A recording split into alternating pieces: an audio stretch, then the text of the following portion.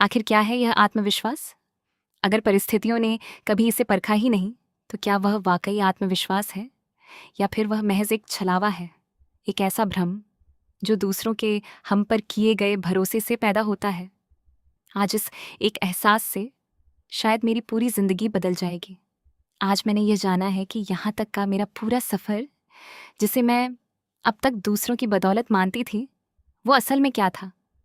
मुझे लगता था कि मैं सिर्फ इसलिए जीवित और सफल हूँ क्योंकि मेरी माँ, मेरी बहन और मेरे दोस्तों ने मुझ पर भरोसा किया।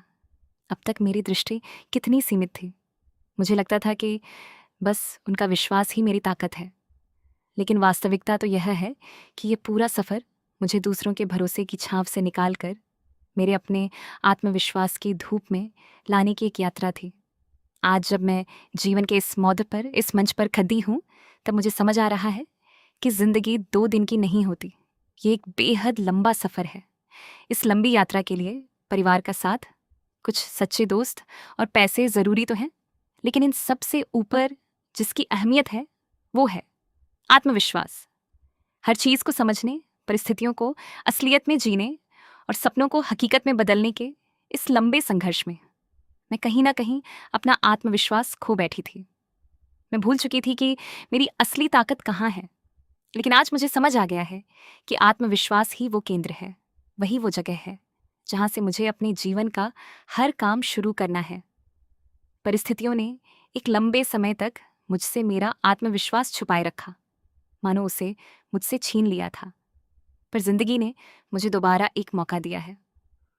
भले ही इस वक्त मैं भीतर से थका और हारा हुआ महसूस कर रही हूँ, लेकिन एक बात सच है, आज मेरे साथ मेरा आत्मविश्वास खद्दा है। कभी कभी दिल के किसी कोने से आवाज आती है कि काश काश इस मुद्दा पर किसी खास व्यक्ति का साथ लिखा होता। काश उसकी आवाज सुनकर मुझे खुद पर भरोसा होता। कोई बार बार मेरे कानों में आकर कहता कि तुम कर लोगी, ये आसान नहीं है, पर तुम में इतनी शक्ति है कि तुम इस पहाड़ जैसे चैलेंज को भी पार कर जाओगी। मैं झूठ नहीं बोलूंगी, मुझे अपनों के मुंह से ये दिलासे सुनने की आदत सी हो गई थी। मैं उन पर निर्भर हो चुकी थी। पर आज जब इस जीवन की दौड़ी आंच में मैं बिल्कुल अकेली खद्दी हूँ, तब मुझे समझ आया कि परमेश्वर ने उन लोगों को मेरी जिंदगी में इसलिए नहीं भेजा था कि वे हमेशा बैसाखी बनकर मेरे साथ चले। उनका मेरी जिंदगी में होने का असली मकसद ही यह था कि वे मेरे भीतर की उस सोई हुई आवाज़ को जगा सकें। आज मुझे एहसास हो गया है कि किसी बाहरी आवाज़ से कई गुना ज़्यादा शक्तिशाली वो आवाज़ है जो मेरे भीतर से आ रही है। आज मेरा अंतर्मन खुद मुझसे कह रहा है, तुम कर सकती हो, तुम में वो सामर्थ्य है।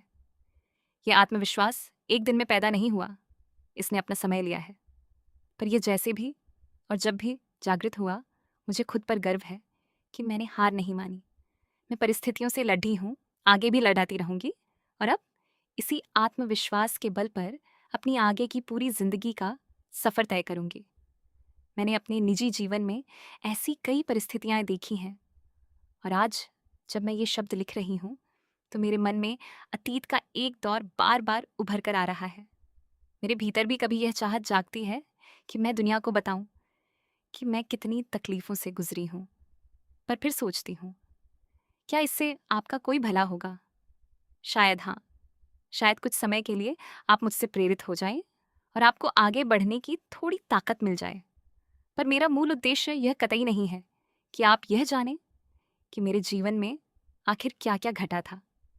मेरा असली उद्देश्य तो यह है कि आप अपने भीतर छिपे उस आत्मविश्वास को जगाए।